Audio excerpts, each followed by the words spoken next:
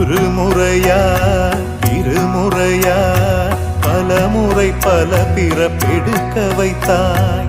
புதுவினையா பழவினையா கணம் கணம் தினம் என்னை துடிக்க வைத்தாய். பொருளுக்கு அலைந்திடும் பொருளற்ற வாழ்க்கையும் துரத்துதே.